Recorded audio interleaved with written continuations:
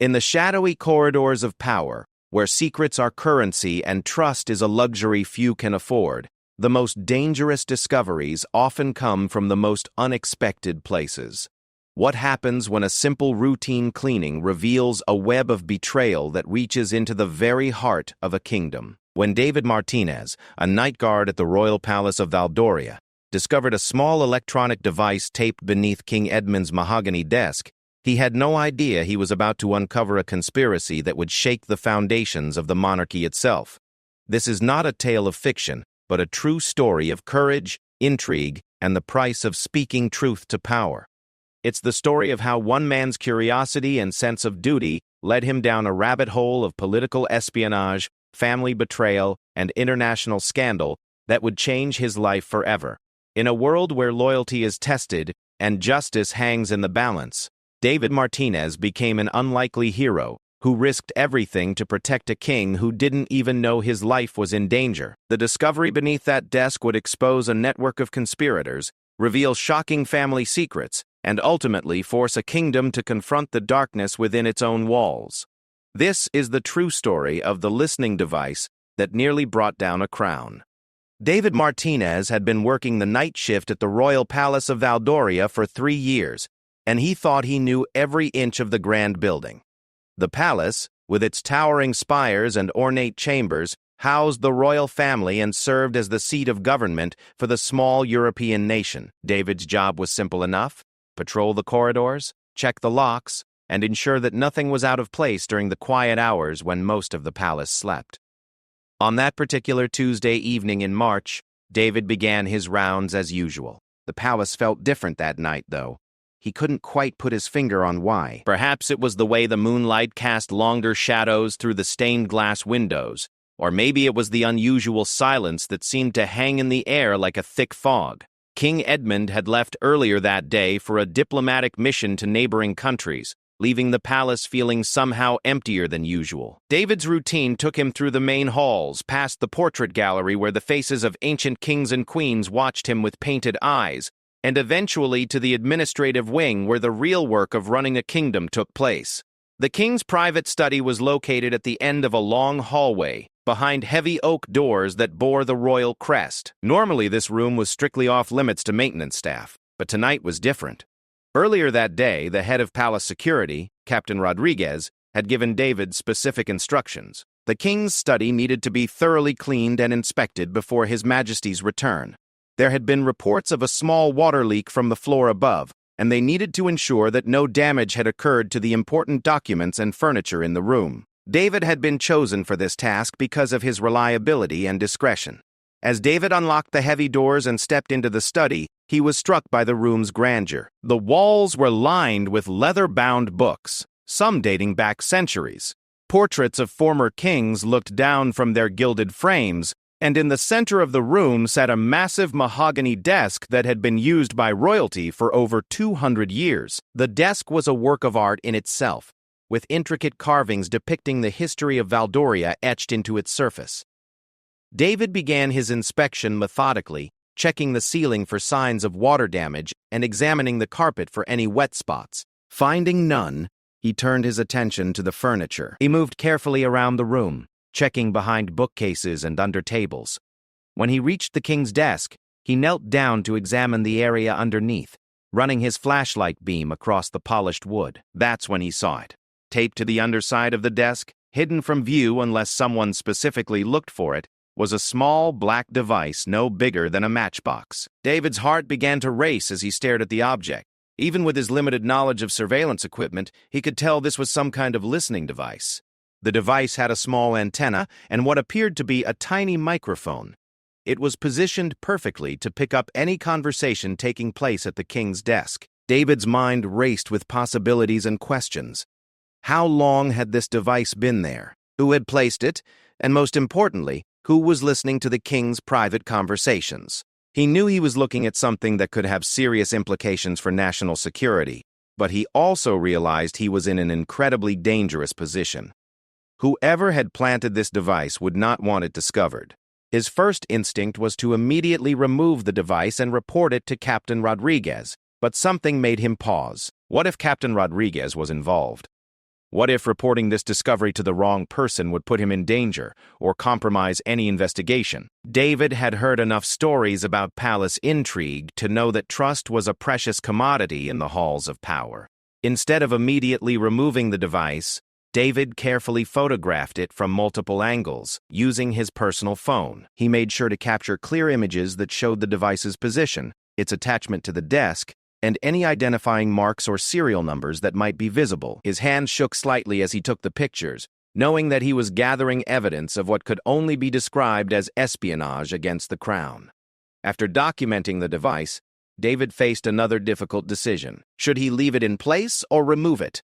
If he left it, whoever was monitoring it might realize that it had been discovered. If he removed it, he might alert the conspirators that their surveillance had been compromised. After several minutes of agonizing over the choice, David decided to leave the device exactly where he found it. He would need time to figure out who he could trust with this information. David finished his inspection of the study, his mind barely focused on his original task. Everything seemed normal except for the devastating discovery he had made. He carefully locked the doors behind him and continued his rounds, but his heart was pounding and his thoughts were racing. He knew he was carrying knowledge that could change everything, and the weight of that responsibility felt crushing. As he walked through the quiet corridors, David began to piece together what he knew about recent events at the palace. There had been several high-level meetings in recent weeks discussing trade agreements and military alliances. There had also been some tension within the royal family regarding succession planning, as King Edmund had no male heirs and his daughter Princess Isabella was still unmarried. David wondered if any of these factors could be related to the listening device. The rest of his shift passed in a blur. David went through the motions of his security checks, but his mind was completely occupied with the implications of his discovery. He found himself looking at every palace employee differently, wondering if any of them could be involved in the conspiracy. The cleaning staff, the administrative assistants, the guards, any of them could potentially have access to the king's study. When his shift ended at 6 in the morning, David didn't go home as usual. Instead, he sat in his car in the palace parking lot, staring at the photos on his phone and trying to decide what to do next. He knew he couldn't keep this secret for long, but he also knew he needed to be very careful about who he approached with this information. David thought about his own background and why he might have been chosen for this discovery. He was a simple man from a working-class family who had taken the guard job because it paid well and offered stability. He had no political connections and no obvious loyalties to any particular faction within the palace hierarchy. Perhaps that made him the perfect person to stumble upon this conspiracy, or perhaps it made him the perfect scapegoat. As the sun rose over the palace walls, casting the ancient stones in golden light, David made his decision. He would need to find someone he could trust completely, someone with the authority and integrity to handle this situation properly. But first, he would need to do some research to understand exactly what he had discovered and what the implications might be. David drove home through the quiet streets of Valdoria's capital, his mind already working on a plan. He would spend the day researching surveillance devices and trying to identify the specific type of equipment he had found. He would also carefully consider who within the palace hierarchy might be trustworthy enough to approach with this information. What David didn't know was that his discovery was just the beginning of a much larger and more complex conspiracy than he could possibly imagine. The listening device beneath the king's desk was part of a web of surveillance and betrayal that reached into the highest levels of government and even into the royal family itself. His decision to document and investigate rather than immediately report would prove to be crucial in uncovering the full scope of the plot against King Edmund. As David pulled into his driveway, he took one last look at the photos on his phone. The small black device seemed innocent enough, but he knew he was looking at evidence of treason. The question now was whether he would have the courage and wisdom to see this through to the end, knowing that his life and the stability of the kingdom might depend on the choices he made in the coming days. The discovery beneath the king's desk had set in motion a chain of events that would expose long-buried secrets, test loyalties, and ultimately determine the fate of a monarchy. David Martinez, a simple palace guard, had become the unlikely guardian of a secret that could change history. David spent the morning hours researching surveillance equipment on his laptop, trying to match the device he had photographed to known models of listening devices. After several hours of searching through technical websites and security equipment catalogs, He identified the device as a high-end wireless transmitter capable of broadcasting conversations to a receiver within a 2-mile radius. The particular model he had found was expensive and sophisticated, not the kind of equipment that an amateur would use. This discovery made David even more concerned about the scope of the conspiracy. Whoever had planted the device had significant resources and technical knowledge. They weren't dealing with a simple case of workplace espionage or personal vendetta. This appeared to be a professional surveillance operation targeting the highest levels of government. David knew he needed help, but choosing the right person to trust was crucial. After careful consideration, he decided to approach Elena Vasquez, the palace's head librarian and archivist. Elena had worked at the palace for over 20 years and had a reputation for absolute discretion and loyalty to the crown. She was also known to be politically neutral and had no obvious connections to any faction that might be involved in a conspiracy. More importantly, Elena had access to historical records and personnel files that might help identify when the device could have been planted and who might have had the opportunity to do so. David had always respected Elena's intelligence and integrity, and he hoped she would be able to guide him on the proper course of action. That afternoon, David visited the palace library under the pretense of researching security protocols for a report he was supposedly writing. Elena greeted him warmly, as she did all palace employees who showed interest in learning and research. The library was a vast, quiet space filled with centuries of royal documents, historical records, and rare books. It was also one of the most secure locations in the palace, making it an ideal place for a confidential conversation. David waited until they were alone before approaching Elena with his discovery. He showed her the photographs on his phone, explaining how he had found the device during his security inspection. Elena's reaction was immediate and serious. Her face paled as she examined the images, and David could see the gravity of the situation reflected in her eyes. Elena's first question was about who else knew of the discovery.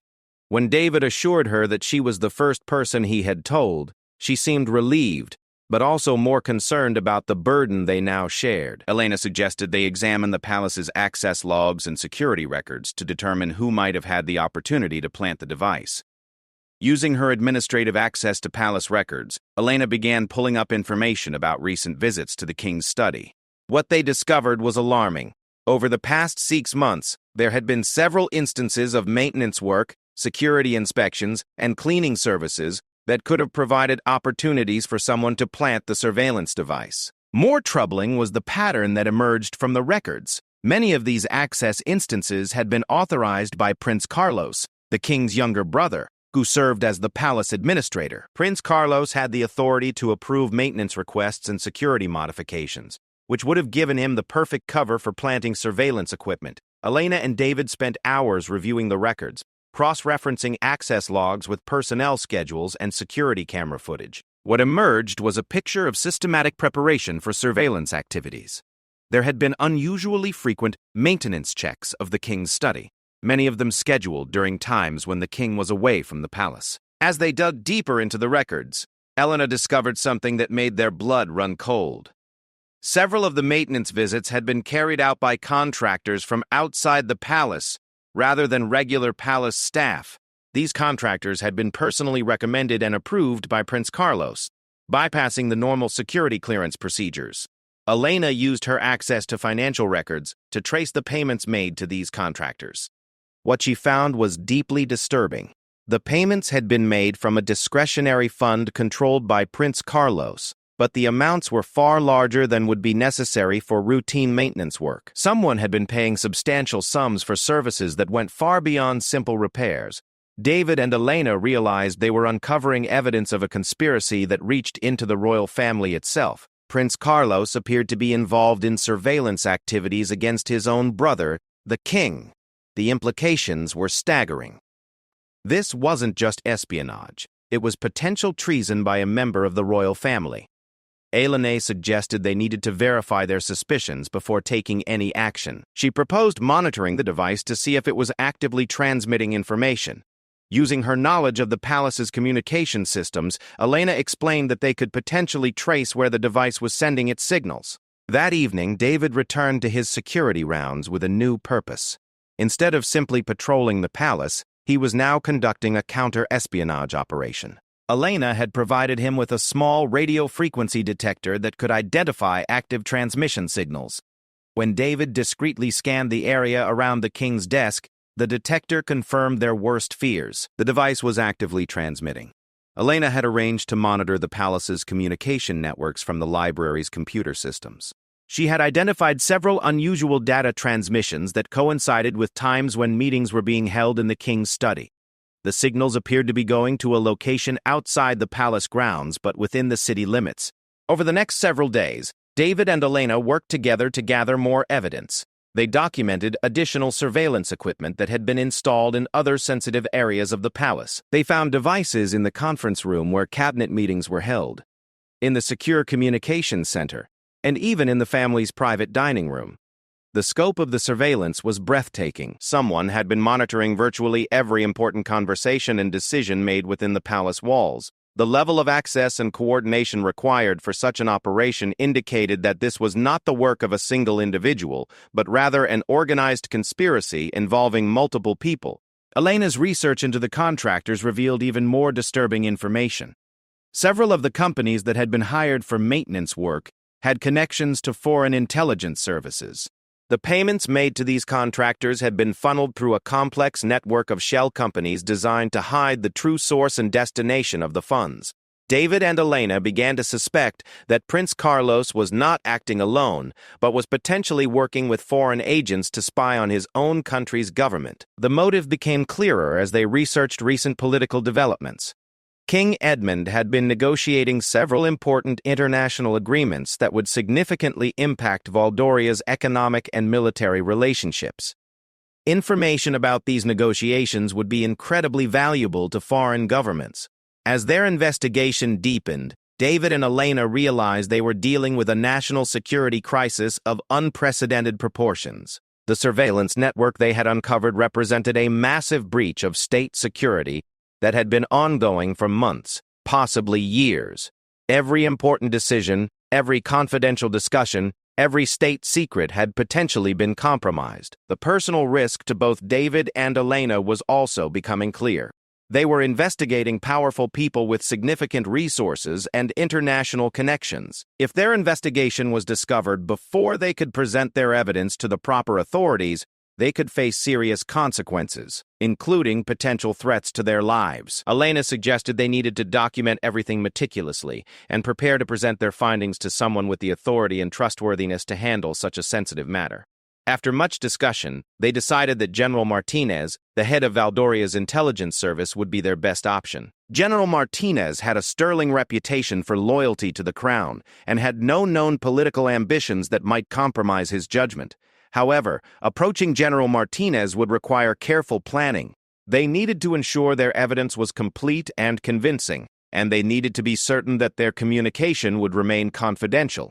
Elena proposed using a secure communication method that would allow them to request a meeting without revealing the nature of their discovery to anyone who might be monitoring palace communications.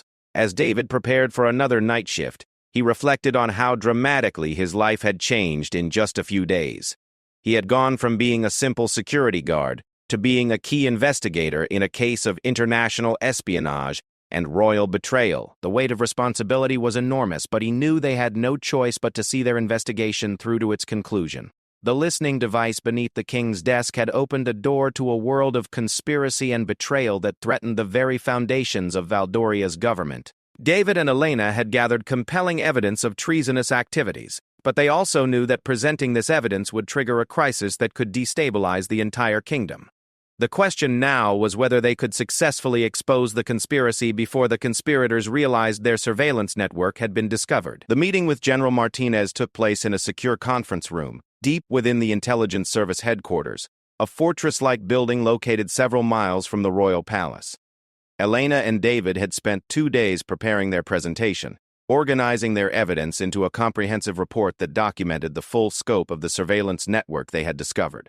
General Martinez, a distinguished man in his early 60s with silver hair and sharp eyes that reflected decades of intelligence work, listened intently as David recounted his initial discovery of the listening device. Elena then presented their findings about the broader surveillance network, the suspicious contractor activities, and the financial irregularities that pointed to Prince Carlos's involvement. The general's expression grew increasingly grim as the evidence mounted. When Elena showed him the communications intercepts and the patterns of data transmission, he requested immediate technical verification.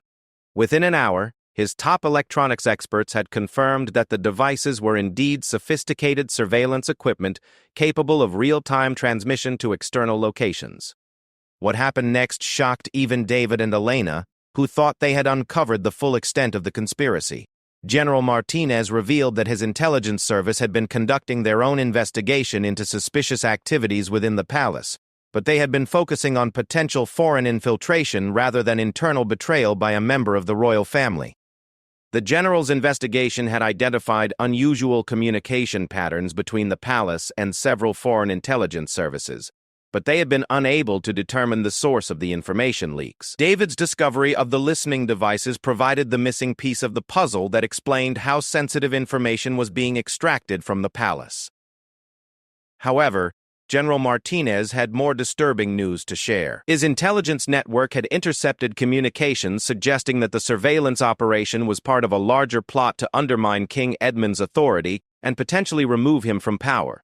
The foreign governments receiving the intelligence were using it to manipulate negotiations and put economic pressure on Valdoria. More shocking still was the revelation that Prince Carlos was not the mastermind of the conspiracy, but rather a recruited asset being manipulated by more powerful interests. General Martinez showed David and Elena intercepted communications that revealed Prince Carlos was deeply in debt to foreign creditors and had been coerced into cooperation through a combination of financial incentives and blackmail. The true architects of the conspiracy were revealed to be agents from Valdoria's neighboring country, Astoria, which had territorial disputes with Valdoria dating back decades. Astoria's intelligence service had been working for years to destabilize Valdoria's government and create an opportunity for territorial expansion. General Martinez explained that the surveillance network was part of a three-phase operation. Phase 1 had involved gathering intelligence about Valdoria's military capabilities and diplomatic strategies. Phase 2, which was currently underway, involved using the gathered intelligence to manipulate negotiations and create economic pressure. Phase 3, which intelligence suggested would begin soon, involved creating a political crisis that would force King Edmund from the throne. The plan apparently involved exposing embarrassing or damaging information about the king's private conversations and decisions, information that had been gathered through months of surveillance. The goal was to create a scandal that would undermine public confidence in the monarchy and create an opportunity for Prince Carlos to assume power as a more cooperative ruler. Elena and David were stunned to learn that their discovery had potentially prevented a coup attempt that could have resulted in the overthrow of their government. The listening device beneath the king's desk was not just gathering intelligence, it was part of an operation designed to destroy the kingdom they served. General Martinez immediately began implementing countermeasures to address the security breach. Teams of technical experts were dispatched to sweep the entire palace for surveillance devices, while intelligence operatives began monitoring the communication networks used by the conspirators. The goal was to gather enough evidence to neutralize the threat while avoiding alerting the conspirators that their operation had been discovered. The investigation revealed the full extent of the surveillance network. In addition to the devices David and Elena had found, there were sophisticated monitoring systems in the royal family's private quarters, the diplomatic reception areas, and even in the secure communications center where military and intelligence briefings were conducted. Perhaps most disturbing of all, the investigation revealed that several palace employees had been recruited as assets by the foreign intelligence operation. These individuals had been providing information about the king's schedule, his meetings, and even his personal habits. Some had been recruited through financial incentives, while others had been coerced through blackmail or threats against their families. The psychological profile that emerged of Prince Carlos painted a picture of a man who had become increasingly desperate due to financial problems and feelings of inadequacy compared to his successful older brother. Foreign intelligence operatives had skillfully exploited these vulnerabilities, gradually drawing him into their network through a series of seemingly innocent requests for information. General Martinez showed David and Elena recordings of Prince Carlos's conversations with his foreign handlers, captured through intelligence operations that predated their investigation. The recordings revealed a man who was clearly uncomfortable with his betrayal but felt trapped by circumstances beyond his control. It was evident that Prince Carlos had not initially understood the full implications of his cooperation with foreign agents. As the scope of the conspiracy became clear, General Martinez faced a delicate balancing act. They needed to neutralize the threat to national security while managing the political implications of exposing treason by a member of the royal family. The revelation that the king's own brother had been involved in espionage against the crown would create a massive scandal that could destabilize the monarchy itself. The general explained that they would need to carefully coordinate the response with King Edmund, who was still traveling abroad on his diplomatic mission. The king would need to be informed about the conspiracy against him, but the communication would have to be completely secure to avoid alerting the conspirators that their operation had been compromised. Elena suggested that they use the palace's historical archives as a communication channel. She could encode messages in routine archival reports that would be meaningless to anyone monitoring palace communications, but would convey essential information to the king through a pre-arranged code system that only she and the king's private secretary knew about. Meanwhile, David was asked to continue his regular security rounds while discreetly monitoring the surveillance devices. The goal was to feed disinformation through the compromised channels while gathering evidence about the full network of conspirators. David would essentially become a double agent, using his access to the palace to support the counterintelligence operation. The emotional toll on David and Elena was enormous. They were now privy to state secrets at the highest level, and they understood that their lives could be in danger if the conspirators discovered their role in exposing the plot. They had gone from palace employees to key operatives in a national security operation that could determine the future of their country. General Martinez arranged for discreet protection for both David and Elena, including monitoring their homes and families to ensure their safety.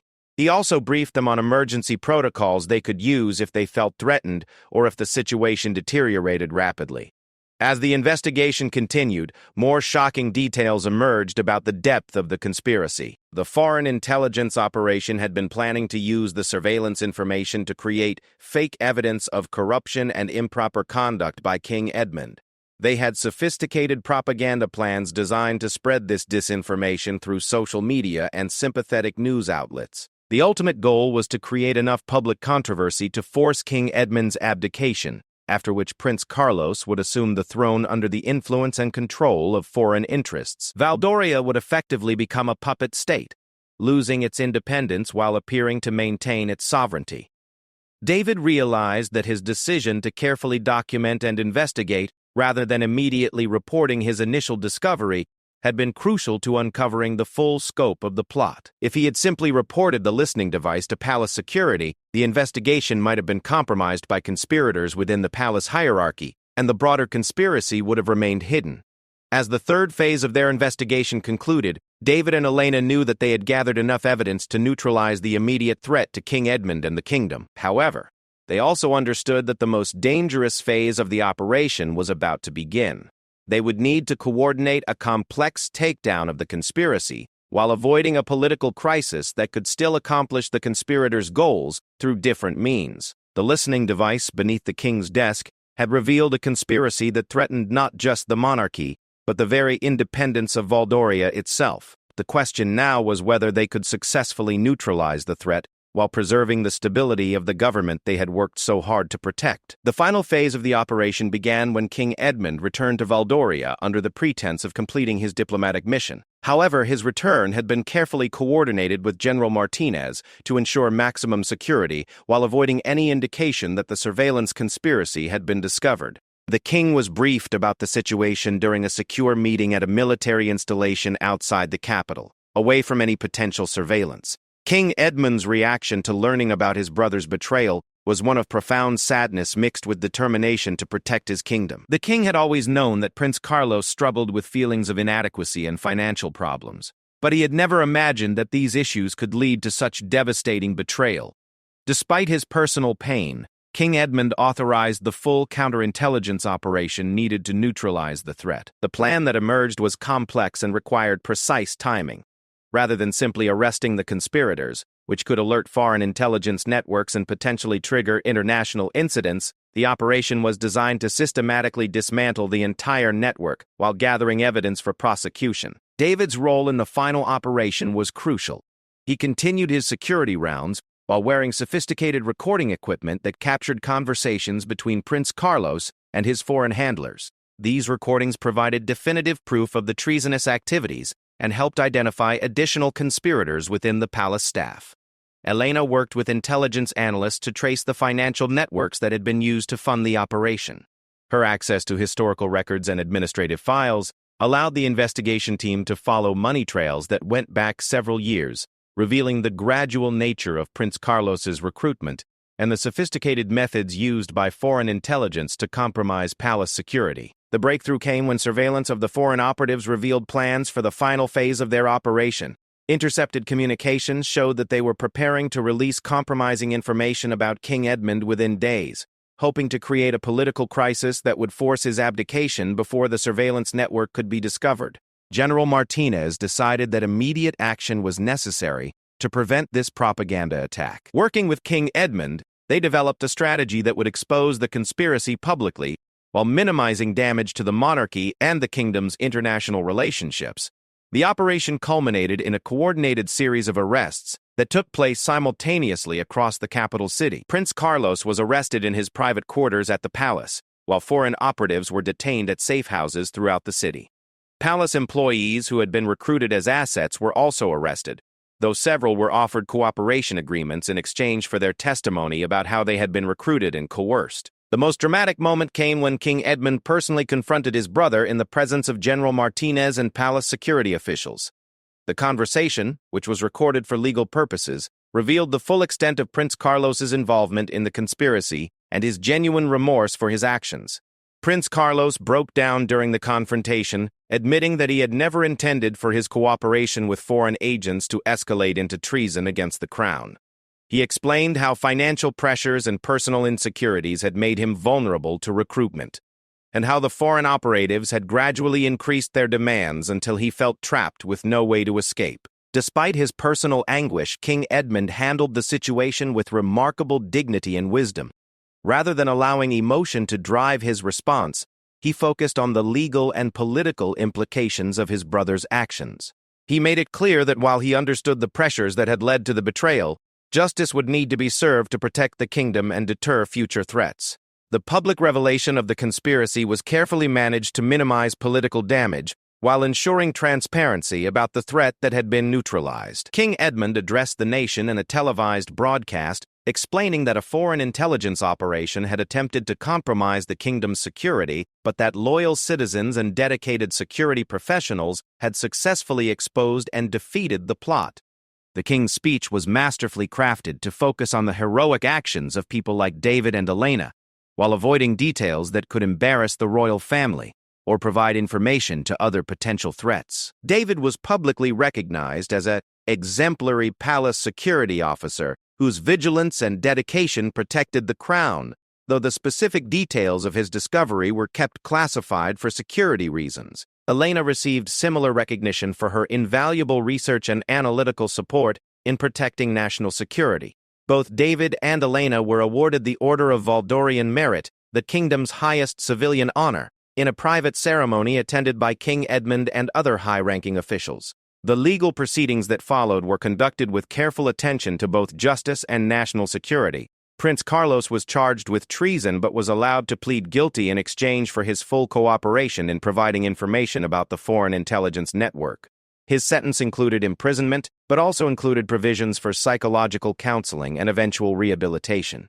Several foreign operatives were convicted of espionage and expelled from the country, while others were used in prisoner exchanges that helped Valdoria's intelligence service gain valuable information about threats from neighboring countries. Palace employees who had been coerced into cooperation received lighter sentences and were provided with security protection against potential retaliation. The investigation revealed that the conspiracy had been years in the making and had involved sophisticated psychological operations designed to exploit personal vulnerabilities within the royal family and palace staff. The Foreign Intelligence Service had conducted detailed personality assessments and had carefully planned their recruitment strategies to maximize their chances of success. Perhaps most importantly, the exposure of the conspiracy led to comprehensive security reforms throughout the Valdorian government. New protocols were established for background checks, financial monitoring of key personnel, and technical surveillance of sensitive areas. The palace security system was completely overhauled with state-of-the-art equipment and enhanced training for all personnel. David was promoted to a senior security position with expanded responsibilities for counterintelligence activities. His experience in detecting and investigating the surveillance network made him an invaluable asset in protecting against future threats. He received specialized training in counterintelligence techniques and became part of a new elite security unit responsible for protecting the highest levels of government. Elena was appointed to a new position as Director of Information Security, with responsibility for protecting sensitive documents and communications throughout the palace. Her analytical skills and discretion made her an ideal candidate for ensuring that information security protocols were properly implemented and maintained. The international implications of the conspiracy were managed through diplomatic channels, with Valdoria's allies providing support and intelligence sharing to help prevent similar operations in the future. The incident actually strengthened Valdoria's relationships with several neighboring countries that had also been targets of similar intelligence operations. King Edmund used the crisis as an opportunity to modernize the monarchy's approach to security and transparency. While maintaining necessary confidentiality around sensitive matters, he implemented new policies that provided greater public accountability for royal activities and financial management. These reforms helped strengthen public confidence in the monarchy and demonstrated that even royal families must be subject to appropriate oversight. The psychological impact on the royal family was profound, but ultimately strengthening. King Edmund and Prince Carlos underwent family counseling to address the underlying issues that had made the prince vulnerable to foreign recruitment. The process was painful but ultimately led to greater honesty and communication within the family. Prince Carlos served his sentence with dignity and used his time in prison to undergo therapy and education that helped him understand how his personal vulnerabilities had been exploited. Upon his release, he dedicated himself to charitable work and became an advocate for financial literacy and mental health awareness. The broader impact on Valdorian society was largely positive. The successful exposure and defeat of the conspiracy demonstrated the effectiveness of the kingdom's security services and the loyalty of its citizens. The incident became a source of national pride, showing that even small countries could successfully defend themselves against sophisticated threats from larger powers. For David Martinez, the experience transformed his life in ways he could never have imagined when he first discovered that small listening device beneath the king's desk. He had gone from being a simple security guard to being a key figure in protecting his nation's independence.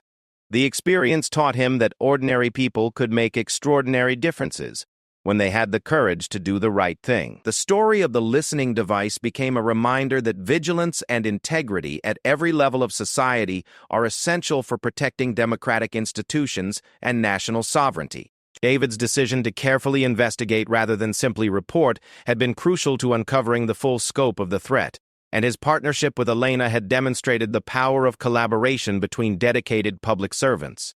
Years later, when asked about his role in exposing the conspiracy, David would always emphasize that he had simply been doing his job. But his definition of that job had expanded far beyond checking locks and patrolling corridors. He understood that protecting a kingdom required constant vigilance, careful judgment, and the courage to act when duty demanded it. The listening device that had been taped beneath the king's desk was eventually placed in the Valdorian National Security Museum, as a reminder of the threats that democratic societies face and the importance of citizens who are willing to defend their country's values. The small black device, no bigger than a matchbox, had revealed a conspiracy that threatened an entire nation. But it had also revealed the strength and resilience of people committed to justice and truth. The legacy of David's discovery lived on in the enhanced security protocols, the strengthened institutions, and the renewed commitment to protecting Valdoria's independence. What had begun as a routine security check had become a defining moment in the kingdom's history, proving that sometimes the most important discoveries come from the most unexpected places, and that heroes can emerge from the most ordinary circumstances.